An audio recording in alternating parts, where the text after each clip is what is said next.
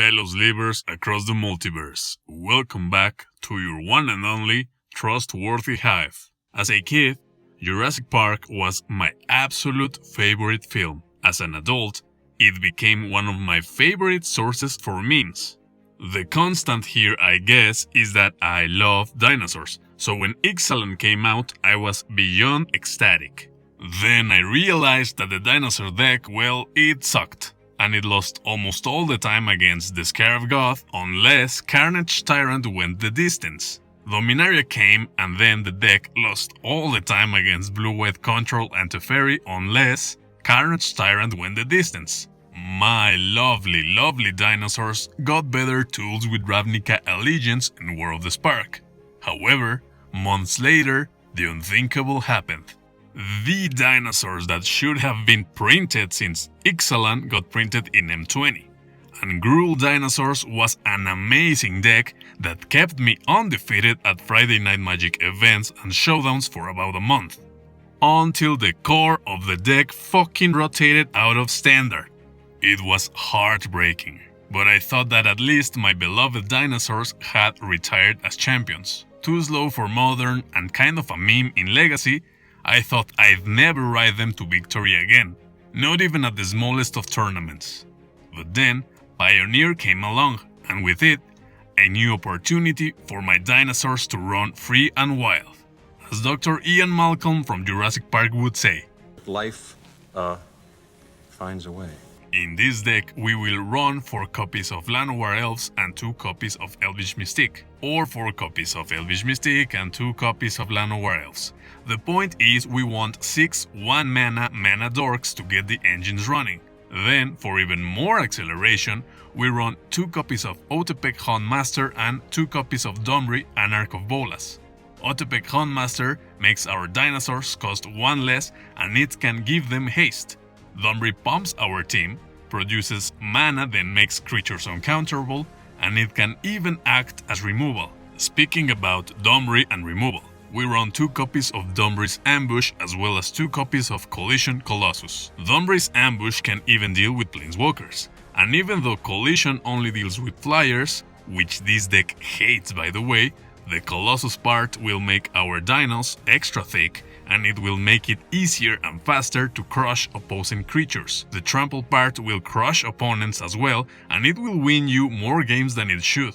Throne of Eldraine brought the adventure mechanic with it, and the dinosaur deck got a boost in the form of a creature that might not be a dinosaur itself, but it is quite thick and smashy. Bonecrusher Giant doubles down as removal for small obnoxious creatures and as another threat to stomp our opponent's face with. But now let's go over the actual Jurassic Smash part of the deck.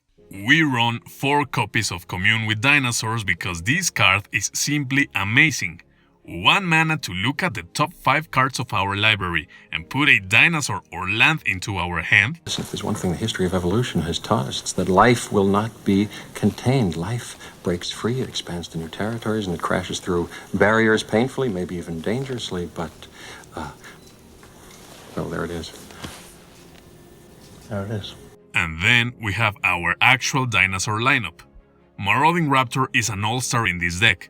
It makes our dinosaurs cost 1 less like Otepec Huntmaster, but this little red creature is an actual threat on its own since it has a decent body that gets bigger whenever another dinosaur joins the party. Just be sure to sequence your plays correctly when having these bad boys in play, because they won't hesitate to eat your own team if you're not careful. Velociraptors to get along quite nicely even outside of Jurassic Park movies, since the best buddy for Marauding Raptor in this deck seems to be Ripjaw Raptor. Ripjaw Raptor is an absolute nightmare for decks like Mono Red and decks that rely on damage-based removal. Every time this thick boy takes damage, we draw a card. If you have Marauding Raptor in play and Ripjaw Raptor joins the battle, you'll draw a card and the red raptor will get bigger. Shifting Ceratops is the dinosaur that elevates this deck to a whole new level. It cannot be countered, it has protection from blue, it's thick, it can gain reach, trample or haste. Basically, the Ceratops shits on control and other counter or removal heavy decks, which are typical rough matchups for decks like this one.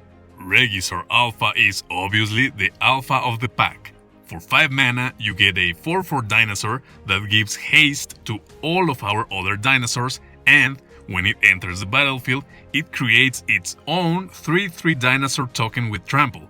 That's 7 power, 3 of it with haste and trample, spread across 2 bodies, for 5 mana. So preoccupied with whether or not they could, they didn't stop to think if they should. And finally, we have our biggest, thickest dinosaur, Ghalta Primal Hunger.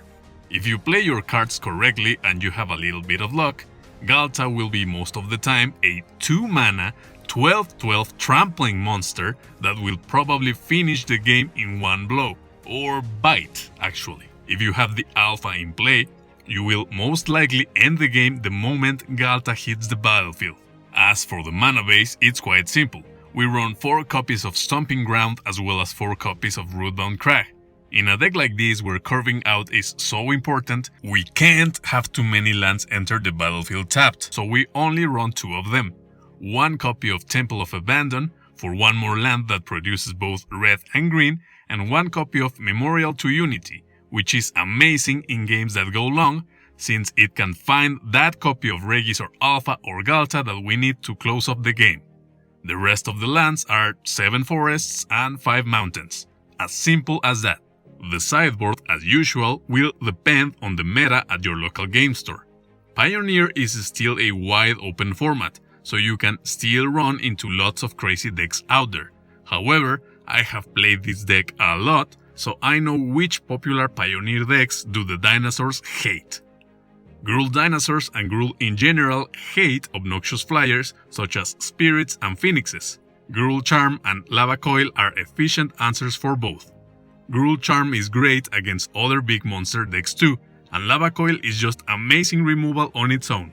Dinosaurs also hate Heart of Kiran and Planeswalker decks, so Pithing Needle is always very helpful against those matchups. For graveyard-based decks, Soul Guide Lantern is quite efficient and versatile, since it can turn into a simple cantrip if we don't need to blow up anything scary on graveyards. And finally, the all-time kryptonite for my beloved dinosaurs has always been Control or other decks that have a million counter spells and removal. An extra copy of Shifting Ceratops is super helpful against Teferi decks, but not so much against black decks. That's where our all-hero Carnage Tyrant comes into play.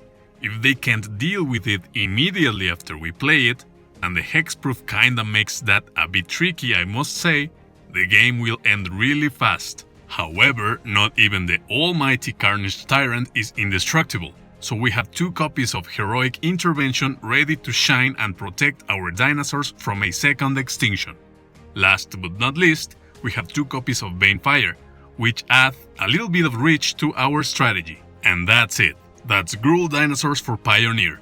This deck might not be tier 1 like Inverter of Truth or Lotus Bridge, but it can actually raise them and many other powerful decks, since it has the power and speed to end a lot of games in 5 or even 4 turns if you really learn what hands to keep and when to go all in with your hasty monsters and pump spells. The deck overall is decently strong, not particularly expensive since it will cost you about $160, and most importantly it's super fun. At first, when they see what you're playing, your opponents will be like,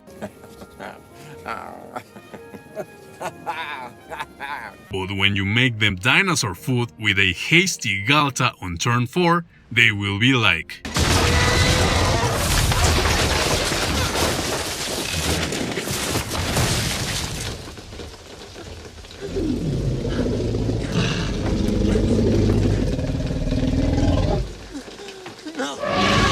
So what do you think of GRUUL dinosaurs for Pioneer? Did you play them at any point while they were legal in Standard? Let me know in the comments below. If you like this video and would like to see more content like this, please leave a thumbs up, subscribe if you haven't already, and click on the notification bell so you never miss a new video. Don't forget to share our content with other Slivers across the multiverse. Take care, and I'll see you on the next video.